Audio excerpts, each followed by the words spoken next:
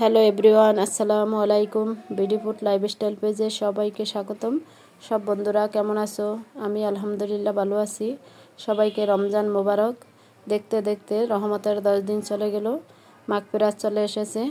সবাই যেন 30টা রোজা রাখতে পারি এবং আল্লাহর ইবাদত করতে পারি, সেটাই কামনা করি। আজকে নিয়ে চলে এলাম দেশি মুরগির রেসিপি। সবাই পুরো ভিডিও দেখে লাইক কমেন্ট শেয়ার করে দিবেন। আর ভিডিও কেমন হয়েছে অবশ্যই কমেন্টের মাধ্যমে মতামত জানাবেন। যাই হোক, মূল রেসিপিতে চলে যাচ্ছি। চুলাতে একটা কড়াই বসিয়ে সয়াবিন তেল দিয়ে দিছি, পেঁয়াজ কুচি ভেজে নিয়েছি হালকা। এখন আগে থেকে মুরগি কেটে ধুয়ে বেছে পরিষ্কার করে রেখেছি, মুরগির মাংসটা ঢেলে দিলাম। বাবার বাড়ির দেশি মুরগি, অবশ্যই খেতেও খুব মজা হয়েছে। দিয়ে দিলাম কিছু কাঁচামরিচ কুচি,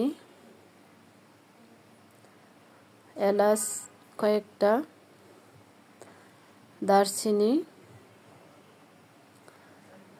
ভাজা জিরার গুঁড়া পরিমাণ মতো, কাশ্মীরি লঙ্কার গুঁড়া পরিমাণ মতো, মুরগির মাংসের মশলা পরিমাণ মতো, হলুদের গুঁড়া পরিমাণ মতো, মরিচের গুঁড়া, জিরার গুঁড়া সব দিয়ে ভালো করে কষিয়ে নিয়েছি।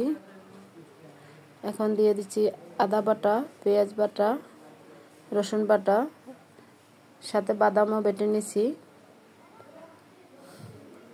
বাদাম থাকলে বাদাম দেওয়ার চেষ্টা করবেন আপনারা। বাদাম বাটা দিয়ে মুরগি রান্না করলে খুবই মজাদার হয়। বাদাম এবং নারিকেল যে কোনো একটা দিতে পারেন। আমি বাদাম বাটা দিয়ে রান্না করেছি আজকে। মাঝে মধ্যে নারিকেল বাটা দিই। দিয়ে দিলাম স্বাদ মতো লবণ। চুলা মিডিয়াম আঁচে রেখে ধীরে ধীরে কষিয়ে নিচ্ছি। যত কষাবেন ততই মজা হবে তরকারি, তাই আমি চুলা মিডিয়াম আঁচে দিয়ে খুব ধীরে ধীরে কষিয়ে নিচ্ছি। এখন ঢাকনা দিয়ে দিব। ঢাকনা দিয়ে বেশ কিছুক্ষণ আবার কষিয়ে নিচ্ছি।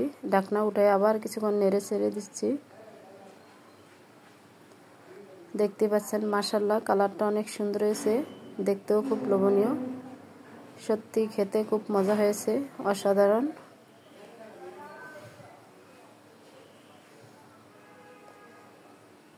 তাই ধীরে ধীরে কষিয়ে নিয়েছি।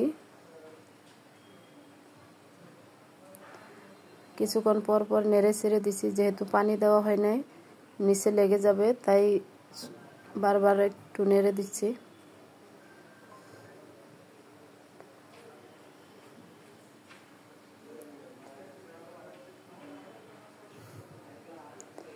আমার ছেলে দেশি মুরগি খায় না, তারপরেও আজকে রান্নাটা খুব মজা হয়েছে, এই বিধায় একটু খেয়েছে।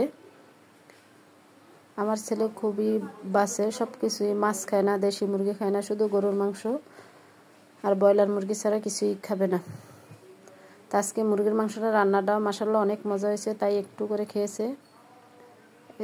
দেখতে পাচ্ছেন কালারটা চেঞ্জ হয়ে গেছে কষানোর মাধ্যমেই। ধীরে ধীরে প্রায় 40 মিনিটের মতো আমি কষিয়েছি।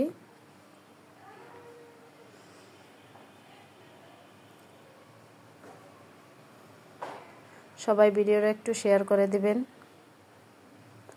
এখন আমি আগে থেকে পানি গরম করে রাখছি, গরম পানিটা দিয়ে দিলাম। গরম পানি দেওয়ার সাথে সাথে বলক চলে আসছে, কারণ গরম পানি দিয়ে যে কোনো মাছ তরকারি রান্না করলে স্বাদ থাকে আলাদা।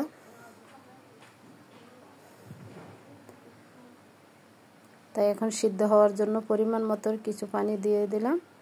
পানি দিয়ে এখন চুলার উপরে রেখে দিব, সিদ্ধ হয়ে যাবে, জলটাও টেনে যাবে। তাই বলক চলে আসছে, আবার কিছুক্ষণ নেড়ে ছেড়ে দিয়েছি। এখন আবার একটু ঢাকনা দিয়ে রেখে দিব, যাতে মাংসটা তাড়াতাড়ি সিদ্ধ হয়। ঢাকনা উঠে আবার নেড়ে নিলাম, নেড়ে ছেড়ে নিয়েছি। এখন প্রায় মাংসটা রান্নার শেষের দিকে, জলটাও ধীরে ধীরে কমে যাচ্ছে, মাংসটাও সিদ্ধ হয়ে গেছে। এখন নামিয়ে নেব। তাই তো ঝোলটা কমে গেছে, তাই ভাজা জিরার গুঁড়ো দিয়ে দিছি। ভাজা জিরার গুঁড়ো দিলে ফ্লেভারটা অনেক ভালো আসে, খেতেও খুব মজা হয়। তাই জিরাটা দিয়ে কিছুক্ষণ নেড়ে ছেড়ে নিছি।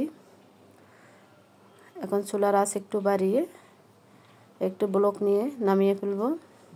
আলহামদুলিল্লাহ রান্না শেষ করেছি, এখন পরিবেশন করে নিচ্ছি। কালারটা মাশাআল্লাহ অনেক সুন্দর হয়েছে, দেখতে খুব লোভনীয়, খেতেও খুব মজাদার হয়েছে। পুরো ভিডিও দেখে লাইক কমেন্ট শেয়ার করে দিবেন। আজকে এই পর্যন্তই, আবার দেখা হবে পরবর্তী ভিডিওতে। সবাই ভালো থাকবেন, সুস্থ থাকবেন। আসসালামু আলাইকুম, আল্লাহ হাফেজ।